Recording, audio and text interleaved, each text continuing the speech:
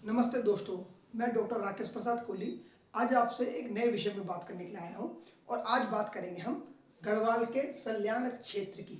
जी हाँ दोस्तों, हम बात कर रहे हैं हमारे पौड़ी गढ़वाल जिले के दक्षिणी सीमा में बसे सल्याण क्षेत्र के बारे में। जैसे आपको पता है, पौड़ी गढ़वाल जिला जो है हमारे उत्तराखंड राज्य का एक जिला है। हम उसके बारे में बात कर रहे हैं। यदि आपने प्रसिद्ध लोक गायक श्री नरेंद्र सिंह नेगी जी के गीत सुने होंगे तो आपने उनका गढ़वाली जो गाना है सल्याणी शाली जरूर सुना होगा। ये जो सल्याणी शाली वाला जो गाना है, इसका अर्थ यह हुआ कि सल्याण क्षेत्र में रहने वाली साली। तो आज के इस टॉपिक में हम ये बात करने वाले हैं कि सल्याण क्षेत्र है क्या, वास्तव में ये सल्याण क्षेत्र क्या है और ये हमारे उत्तराखंड में किस क्षेत्र में स्थित है, इसकी अवस्थिति लोकेशन क्या है। तो आज हम इसी बारे में बात करने वाले हैं, सल्याण क्षेत्र के बारे में। देखिए, आप जो उत्तराखंड का मानचित्र देख रहे हैं, इसका एक जिला है पौड़ी गढ़वाल। पौड़ी गढ़वाल की जो दक्षिणी सीमा पर बसा है हमारा सल्याण क्षेत्र, जहां मैं स्केच से मार्क कर रहा हूं। ये जो पूरा पौड़ी गढ़वाल जिले का दक्षिणी इलाका है, ये सारा सल्याण क्षेत्र के अंतर्गत आता है। ठीक है दोस्तों, पर इसमें एक रोचक तथ्य यह भी है कि जो सल्याण नाम का जो शब्द, सल्याण शब्द नाम का जो क्षेत्र है, वो केवल उत्तराखंड के संदर्भ में इसका प्रयोग नहीं होता। हमारे पड़ोसी जो देश है नेपाल, उसके एक प्रांत का नाम भी प्रांत के जिले का नाम भी सल्याण ही है। देखिए, नेपाल का जो पश्चिमी जो प्रांत है, सुदूर पश्चिमी प्रांत, उसका एक जिला है, उसका नाम भी सल्याण है। और सबसे बड़ी बात यह है कि जो नेपाली सल्याण क्षेत्र है और हमारा जो गढ़वाल का सल्याण क्षेत्र है, उसकी भूगोल और जलवायु लगभग एक समान है। तो समान जलवायु और भूगोल के कारण जो है, यही समरूपता जो है हमको इस बात के लिए प्रेरित करती है कि वास्तव में ये सल्याण क्या है, तो और इस सल्याण शब्द की उत्पत्ति कैसे हुई। देखिए दोस्तों, जो सल्याण शब्द है, जैसे कि मैंने पहले बताया कि हमारे गढ़वाल जिले का जो दक्षिणी क्षेत्र है वो सल्याण क्षेत्र के अंतर्गत आता है। इसके अंतर्गत हमारे जो कोटद्वार, दुगड्डा, डाडा मंडी, रिखणी खाल, घूमखाल तक के क्षेत्र आते हैं। सल्याण शब्द, जो सल्याण शब्द है, सल्याण सल्याण शब्द का जो उत्पत्ति है वो साल वृक्ष, साल के वृक्ष से है, यानी कि साल के पेड़। देखिए, सल्याण जो क्षेत्र है, ये क्षेत्र पर्वतपाद का क्षेत्र है, यानी कि गिरिपाद का क्षेत्र है, जहां पे पर्वत समाप्त होने लगते हैं और धीरे धीरे मैदानी जलवायु शुरू होने लगती है। तराई के मैदान और भाबर के मैदान शुरू होने लगते हैं।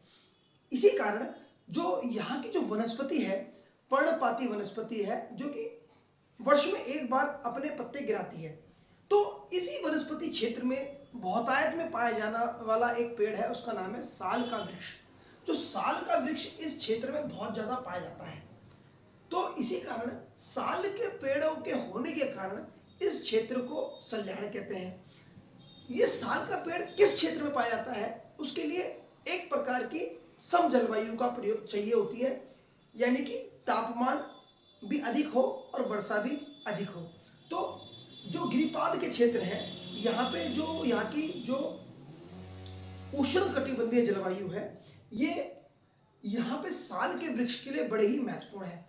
और ये बोलने में कोई दो राय नहीं है कि साल की लकड़ी जो सबसे कीमती लकड़ियों में से एक होती है, मोटी लकड़ी होती है, चौड़ी पत्ती वाले वृक्ष होते हैं, और इसी वृक्ष की खूबी के कारण इस क्षेत्र का नाम सल्याण पड़ा, क्योंकि ये साल वृक्ष से संबंधित है। तो बाद में जाके ये अभ्रंश हो गया, डिस्टॉर्टेड हो गया, इसीलिए उसका नाम साल पड़ा। साल यानी कि सल्याण पड़ा। अब सल्याण जो शब्द है, आपको पता है कि ये साल वृक्ष के ऊपर निर्भर है, साल वृक्ष से ही इसकी उत्पत्ति हुई है।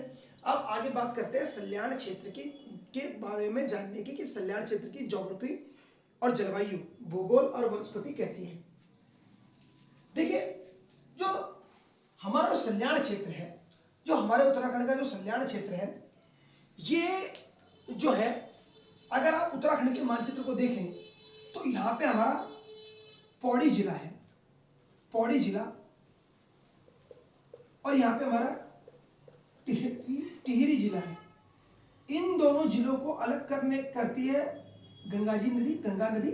और आपको तो पता ही होगा कि गंगा शब्द जो है देवप्रयाग में उत्पन्न होता है, यानी कि गंगा नदी का जो ओरिजिन माना जाता है, वैसे तो गौमुख से माना जाता है, परंतु देवप्रयाग से पहले तो गंगा अलकनंदा और भागीरथी के नाम से बहती है, और देवप्रयाग में आके ये जो नदी है हमारे जो देवप्रयाग में आके ये गंगा कहलाती है। उसके बाद जो गंगा नदी है वो टिहरी गढ़वाल और पौड़ी गढ़वाल की सीमाओं का निर्धारण करती है। यानी कि आप देख पा रहे हैं हरे रंग से हमारा पौड़ी गढ़वाल है और पीले रंग से हमारा टिहरी गढ़वाल है। उसके बाद जैसे ये नदी मैदानों में आती है और देहरादून जिले में एंटर करती है, जहाँ पे ऋषिकेश है, ऋषिकेश आपको पता है कि देहरादून जिले में, उसके बाद ये हरिद्वार यानी कि हरि के द्वार आके भारत के मैदानों में विलीन हो जाती है। तो इसीलिए जो सल्याण क्षेत्र है और गंगा जी जुड़ी हुई है आपस में। सल्याण क्षेत्र को समझना है तो हमको इसके इतिहास को भी थोड़ा समझना पड़ेगा। ब्रिटिश काल में जो सल्याण था, ब्रिटिश काल यानी कि भारत की आजादी से पहले जो सल्याण था, ब्रिटिश काल में सल्याण क्षेत्र को 3 भागों में विभाजित किया गया था। यानी कि ब्रिटिश काल में जो सल्याण था वो ब्रिटिश सरकार का एक जिला था, और ये जिला एक जिला नहीं था, इसको ब्रिटिश सरकार ने इस पूरे सल्याण प्रदेश को 3 भागों में विभाजित किया था। और 3 भागों में कौन कौन सा विभाजित किया था? सबसे पहला था गंगा सल्याण, दूसरा था तल्ला सल्याण, और तीसरा था मल्ला सल्याण। अब देखिए दोस्तों, अब ये हमारे तीनों सल्याण हैं, इनको मैं आपको बताता हूं ये कैसे हैं।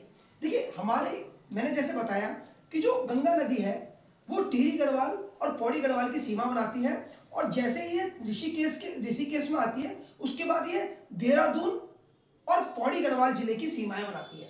अब पौड़ी गढ़वाल जिले का जो दक्षिणी पश्चिमी भाग है जो कि गंगा नदी के पूर्व में है, जिसको मैं अभी नीले स्केच पेन से इंगित कर रहा हूं, इसी को बोला गया गंगा सल्याण। क्यों बोला गया? इसीलिए बोला गया क्योंकि गंगा नदी को समर्पित होते हुए, गंगा नदी के सम्मान में इस पूरे क्षेत्र को क्या बोला गया? गंगा सल्याण का क्षेत्र बोला गया, क्योंकि ये गंगा नदी के पूर्व में स्थित है गंगा सल्याण। अब गंगा सल्याण जो है, हमारा जो गंगा सल्याण है, ये जो है इसके अंदर यमकेश्वर और हमारा द्वारी खाल आदि आते हैं। इसके बाद इसके जो और पश्चिम में हमारा एक और प्रांत है जिसका बारे में बोला गया तल्ला सल्याण को मैं लाल रंग से इंगित कर रहा हूं, तल्ला सल्याण। ये तल्ला सल्याण जो है गंगा सल्याण और मल्ला सल्याण के बीच में है।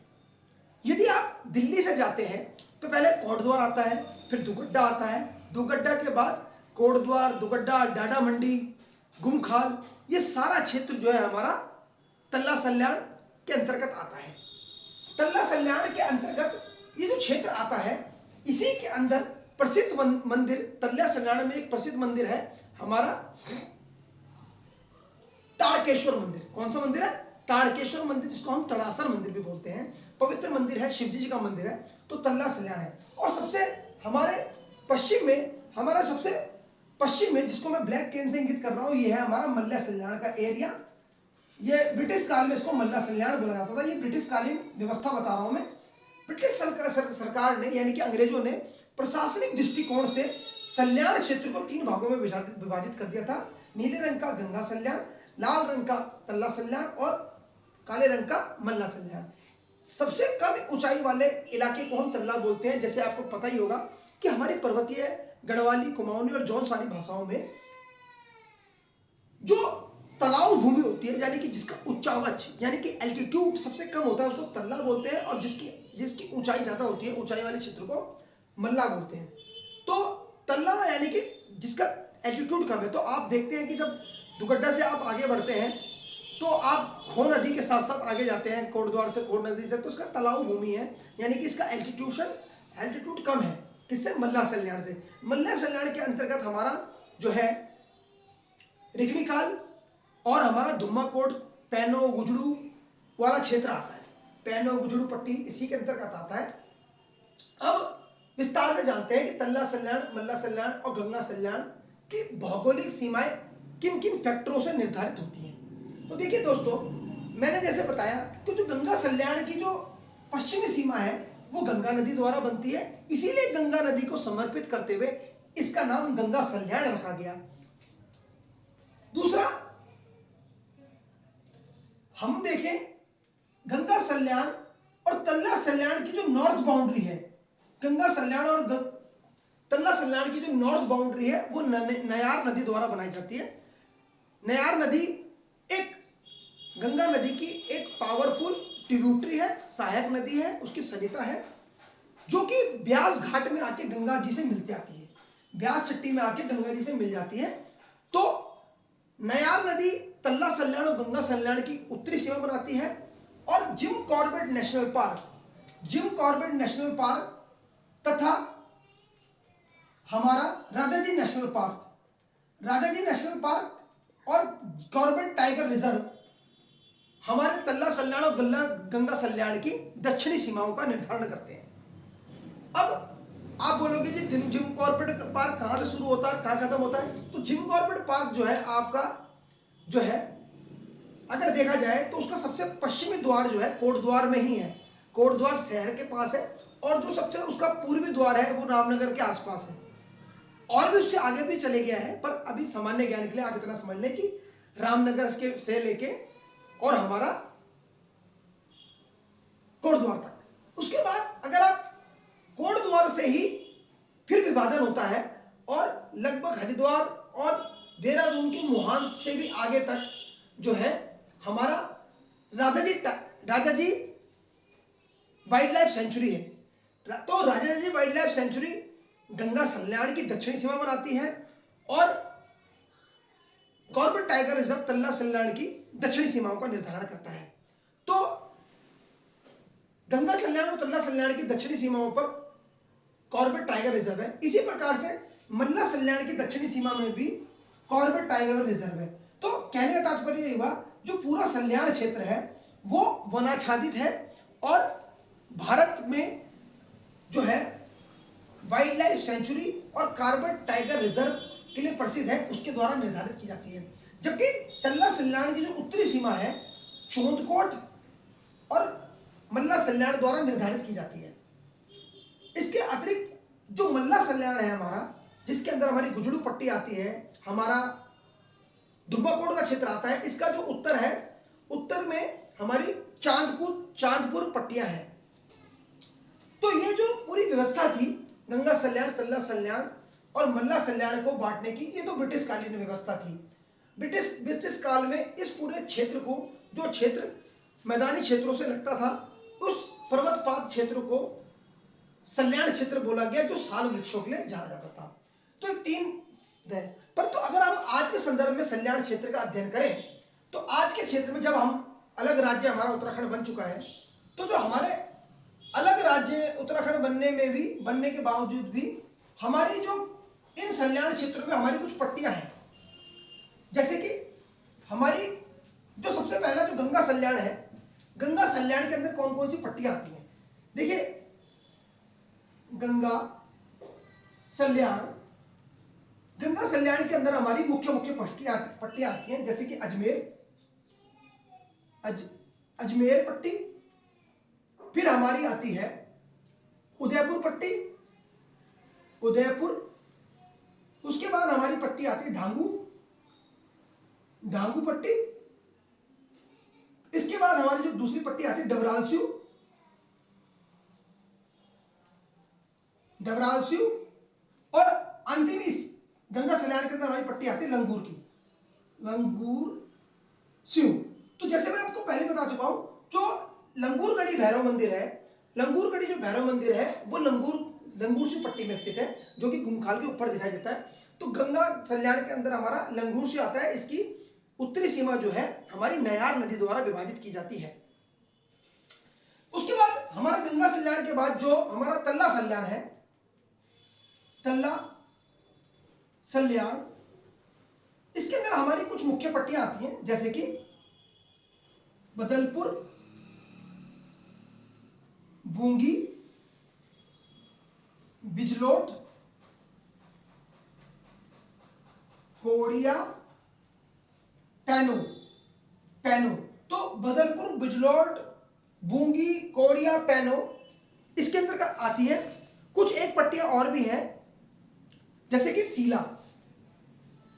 सीला पट्टी भी इसी के अंतर्गत आती है, हमारी तल्ला सल्याण के अंतर्गत। और हमारा जो अंतिम है मल्ला सल्याण, मल्ला सल्याण, मल्ला सल्याण, इसके अंतर्गत हमारी मुख्य मुख्य पट्टियां हैं, जैसे बांगरस्यू, बांगारस्यू, गुजड़ू, गुजड़ू, इसके अतिरिक्त और भी पट्टियां हैं, जैसे इंडिया कोट, इंडिया कोट, खटली, सबली और तराई।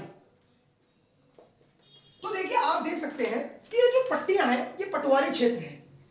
यही पटवारी क्षेत्र ब्रिटिश काल में भी थे। गंगा सल्याण के अंतर्गत हमारे 5 पट्टियां आ गई, तल्ला सल्याण के अंदर भी हमारी अन्य 6 पट्टियां आ गई, और मल्ला सल्याण के अंदर भी तो लगभग हमारी 6 पट्टियां हैं। अब बात करते हैं जनसंख्या की, तल्ला सल्याण, मल्ला सल्याण और गंगा सल्याण की।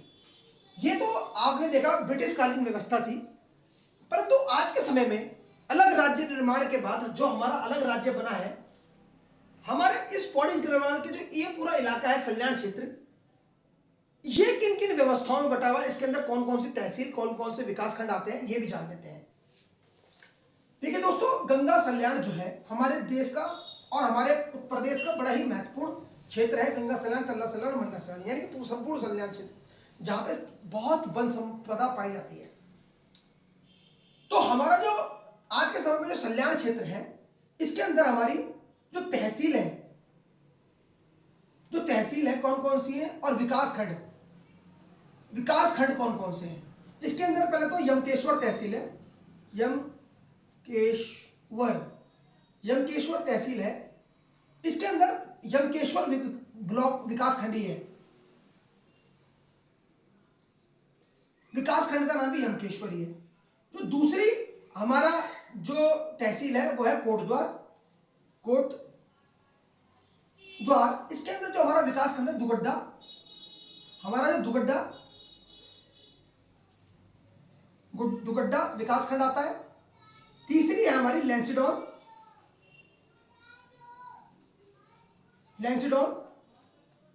लैंसीडॉन के अंतर्गत हमारे जहरी खाल,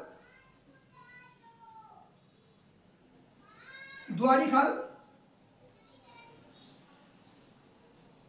और हमारा रिखणी खाल के क्षेत्र आते हैं। इसके अतिरिक्त जो हमारी दुम्माकोट पट्टी है, दुम्माकोट तहसील है,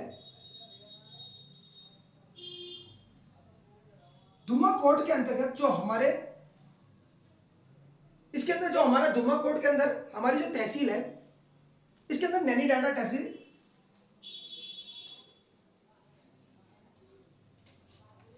दुम्माकोट तहसील के अंतर्गत हमारा नैनीडांडा विकास खंड है। ठीक है, तो नैनीडांडा विकास खंड इसके अंतर्गत आता है।